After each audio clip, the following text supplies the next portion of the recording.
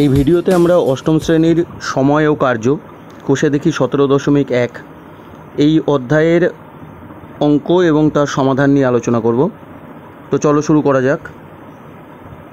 প্রথম যে অঙ্কটা বলেছে, আমাদের কারখানায় 3 দিনে 216টি যন্ত্রাংশ তৈরি হয়, তাহলে 17 দিনে ওই কারখানায় কতগুলি যন্ত্রাংশ তৈরি হবে হিসাব করে লিখি।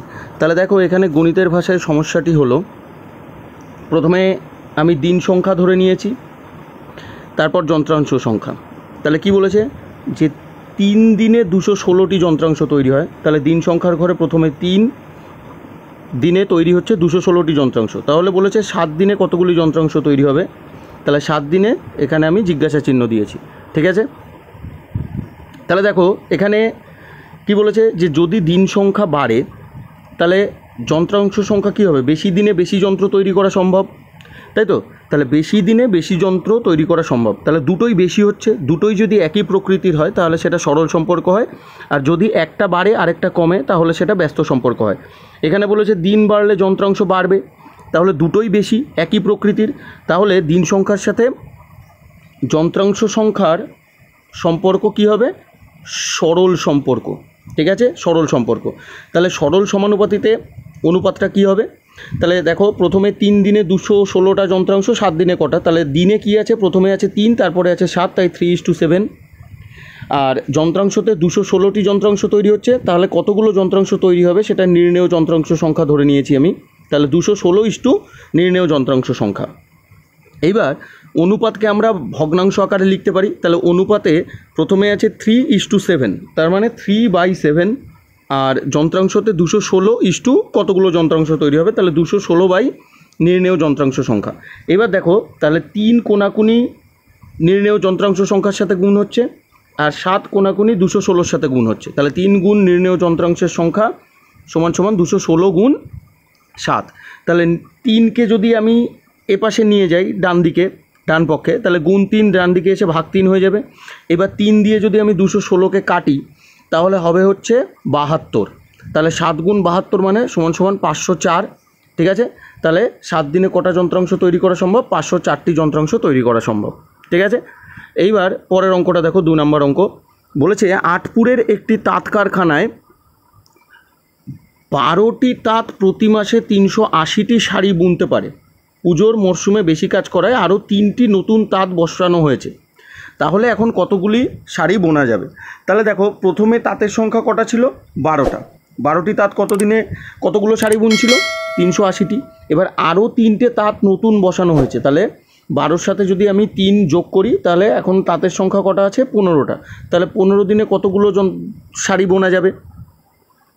এবার দেখো, তাঁতের সংখ্যা যদি বৃদ্ধি পায় তাহলে বেশি তাঁত মিলে বেশি শাড়ি তৈরি করতে পারবে, তাহলে তাঁতের সংখ্যা বাড়ছে আবার শাড়িও বাড়ছে, তাহলে দুটোই একই প্রকৃতির মানে সরল সম্পর্ক। তাহলে সরল সমানুপাতি কী হবে, তাহলে প্রথমে ছিল 12টা তাঁত, তারপর হয়েছে 15টা, তাহলে 12:15, আর 12টা তাঁত বুনছিল 380টা শাড়ি, আর 15টা কতগুলো বুনবে মানে 380 নির্ণেয় শাড়ির সংখ্যা। ঠিক আছে, তাহলে 12:15 সমানুপাতি 380 নির্ণেয় শাড়ির সংখ্যা। এবার অনুপাতকে আমরা ভগ্নাংশ আকারে লিখতে পারি, তাহলে কি হবে, 12/15 সমান 380 নির্ণেয় শাড়ির সংখ্যা। এবার 12 কোনাকুনি নির্ণেয় শাড়ির সংখ্যার সাথে গুণ হবে, আবার ওদিকে 15 কোনাকুনি 380 সাথে গুণ হবে, তার মানে 12 গুণ নির্ণেয় শাড়ির সংখ্যা সমান 380 গুণ 15। এইবার 12কে যদি আমি ডান দিকে নিয়ে যাই তাহলে গুণ 12 ডান দিকে গিয়ে হয়ে যাবে ভাগ 12, তাহলে 380 গুণ 15 ভাগ 12। ঠিক আছে, এইবার 12 দিয়ে যদি আমি 380কে কাটি তাহলে কত হচ্ছে, তাহলে হচ্ছে 3 দিয়ে কাটলে 12 মানে হবে 35, 12 দিয়ে 380কে কাটলে হবে 35। ঠিক আছে, তাহলে 35 গুণ 15 মানে 475, তাহলে 15টা তাঁত কতগুলো শাড়ি বুনবে, 475টি শাড়ি বোনা যাবে।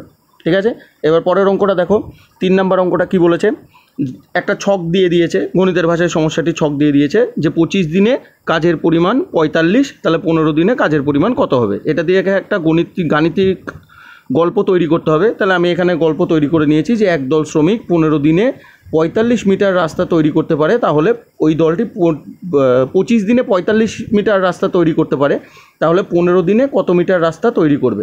ঠিক আছে, তাহলে গণিতের ভাষায় সমস্যাটি হলো, এখানে দেখো যে যদি 25 দিনে 45 মিটার রাস্তা তৈরি হয় তাহলে 15 দিনে কি হবে, তার থেকে কম রাস্তা, মানে 25 দিন কাজ করছিল এখন 15 দিন কাজ করছে, মানে দিন সংখ্যা কী হয়েছে, কমে গেছে।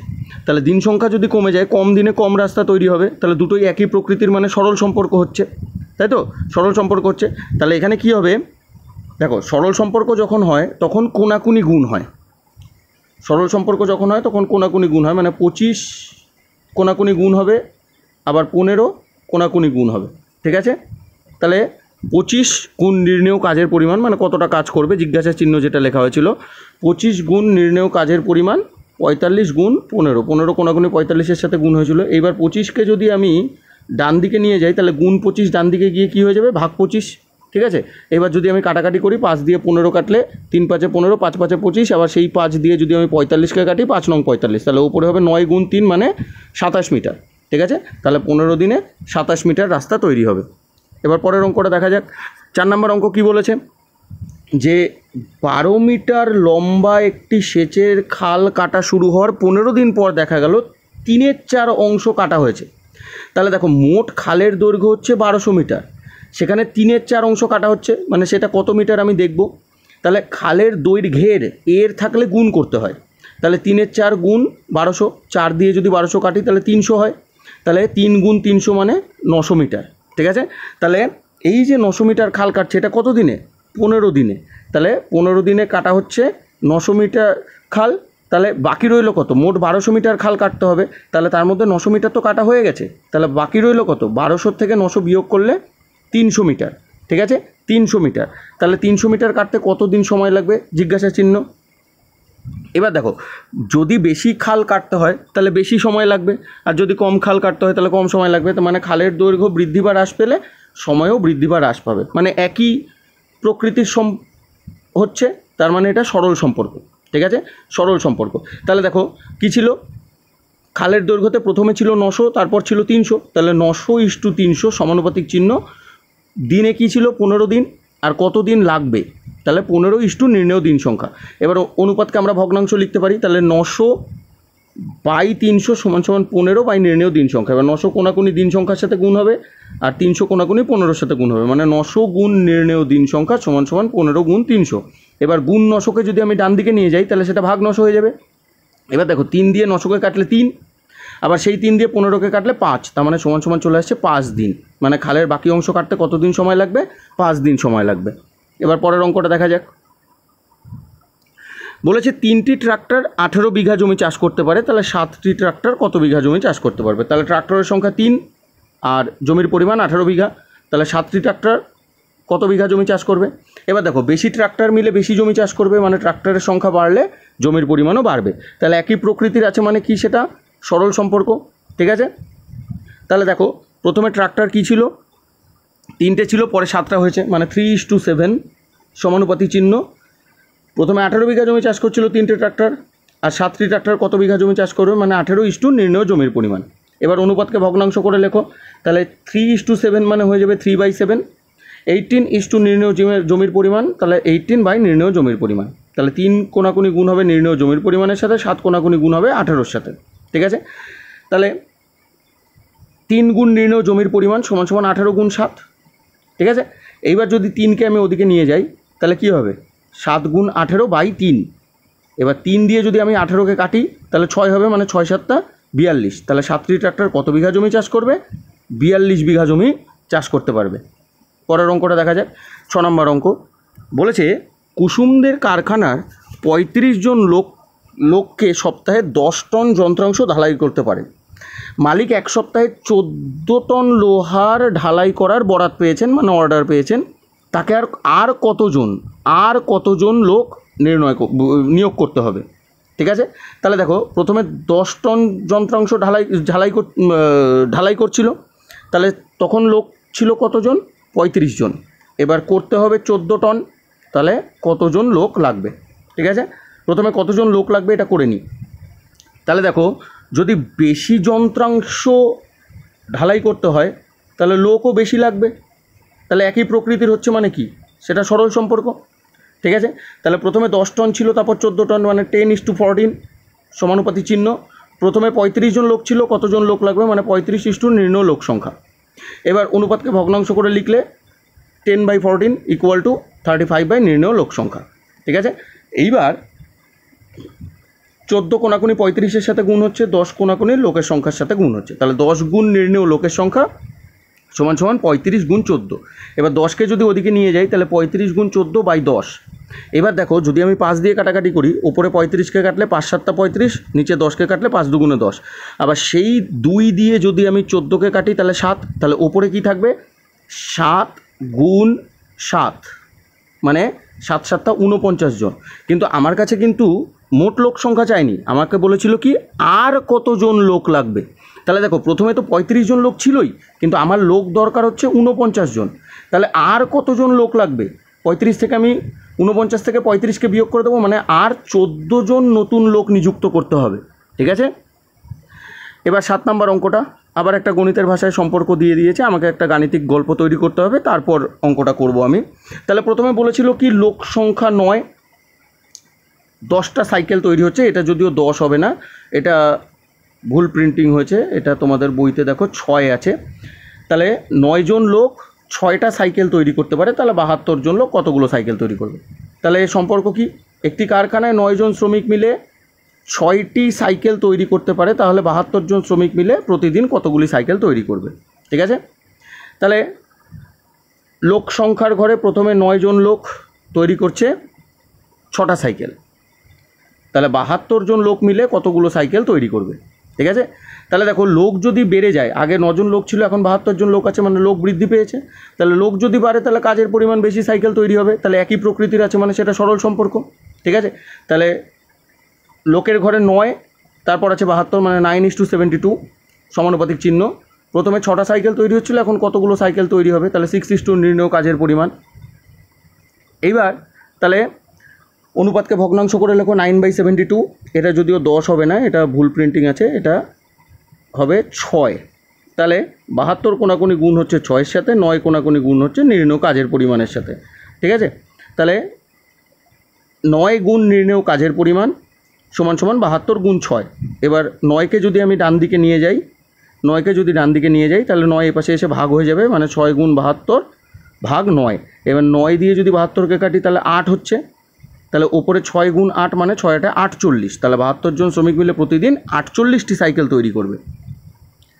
এবার তারপরে 8 নম্বর অঙ্কটা দেখো, আমাদের পাড়ার একটি পুকুর কাটতে হবে 24 জন লোক, ওই পুকুর কাটতে 12 দিন সময় লাগে। তাহলে 24 জন লোকের কতদিন সময় লাগছে, 12 দিন সময় লাগছে। 8 দিনে যদি ওই পুকুর কাটতে হয় তাহলে কতজন লোক দরকার, 8 দিনে পুকুর কাটতে হবে, তাহলে কতজন লোক দরকার। তাহলে দেখো প্রথমে সময় দেওয়া হয়েছিল 12 দিন, কিন্তু এখন সময় দেওয়া হয়েছে 8 দিন, মানে সময় কমেছে। তাহলে সময় যদি কমে, কম সময়ে যদি কাজটা করতে হয় তাহলে আমার লোক বেশি লাগবে, তাই তো। তার মানে সময় কমলে লোক বাড়বে, বা উল্টোটা যদি বলি সময় বাড়লে লোক কমবে, মানে একটা বাড়ছে আর একটা কমছে, তাহলে এটা ব্যস্ত সম্পর্ক। তাহলে সময়ের সাথে লোকের ব্যস্ত সম্পর্ক। ঠিক আছে, এবার ব্যস্ত সম্পর্কে কি হয় দেখো, লোক দিনের ঘরে কি ছিল 12 দিন, তারপর 8 দিন, মানে 12:8। কিন্তু ব্যস্ত সম্পর্কে কি হয়, এটা অনুপাতটা উল্টে যায়, মানে পরেরটা আগে লিখব, আগেরটা পরে লিখব। নির্ণেয় লোক সংখ্যা আমি আগে লিখব, 24কে আমি পরে লিখব, নির্ণেয় লোক সংখ্যা 24। ঠিক আছে, এবার আমি অনুপাতটা উভয় পক্ষে উল্টে নিয়েছি, মানে দেখো এখানে ছিল 12:8, আমি সেটা করেছি 8:12। এবার আগের অনুপাতটাকে উল্টেছি, মানে পিছনের অনুপাতটাও আমাকে উল্টাতে হবে। ছিল নির্ণেয় লোক সংখ্যা 24, আমি করেছি 24 নির্ণেয় লোক সংখ্যা। এবার অনুপাতকে ভগ্নাংশ করে লিখবো আমি, তার মানে 8/12 ইকুয়াল টু 24 বাই নির্ণেয় লোক সংখ্যা। এইবার 8 কোনাকুনি নির্ণেয় লোক সংখ্যার সাথে গুণ হবে, আর 12 কোনাকুনি 24-এর সাথে গুণ হবে, মানে 8 ইন্টু নির্ণেয় লোক সংখ্যা ইকুয়াল টু 12 ইন্টু 24। এবার 8কে যদি আমি ডান দিকে নিয়ে যাই তাহলে 12 ইন্টু 24/8। এবার 8 দিয়ে যদি আমি 24কে কাটি তাহলে 3 হয়, মানে ওপরে 3 বারং 36, তাহলে 8 দিনে পুকুর কাটতে যদি হয় তাহলে 36 জন লোকের প্রয়োজন। ঠিক আছে, পরের অঙ্কটা দেখো, 9 নম্বর অঙ্কটা বলেছে বাল্ব তৈরির একটি সমবায় কারখানায় 45 জন সদস্য 12 দিনে 10,000 বাল্ব তৈরি করতে পারে। হঠাৎ একটি জরুরি বরাত পাওয়ায় 9 দিনে 10,000 বাল্ব তৈরি করতে হবে। মানে আগে 12 দিন সময় ছিল, এখন 9 দিনে তৈরি করতে হবে, কিন্তু বাল্বের সংখ্যা একই আছে। মানে আগেও 10,000 বাল্ব তৈরি করছিল, এখনও 10,000 বাল্বই তৈরি করতে হবে। মানে বাল্বের সংখ্যাটাকে আমি গণনার মধ্যে আনবো না, যেহেতু একই আছে। কিন্তু দেখো 12 দিনে কতজন সদস্য কাজ করছিল? 45 জন। তাহলে 9 দিনে যদি কাজ করতে হয় তাহলে কতজন লাগবে? তার মানে দিন কি হচ্ছে? কমছে। আমি এইমাত্র দেখলাম কি, দিন যদি কমে তাহলে কম দিনে কাজটা শেষ করতে হলে বেশি লোক নিযুক্ত করতে হবে। তাহলে দিন সংখ্যা যদি কমে তাহলে সময় কমলে সদস্য বাড়বে, বা সময় বাড়লে সদস্য কমবে।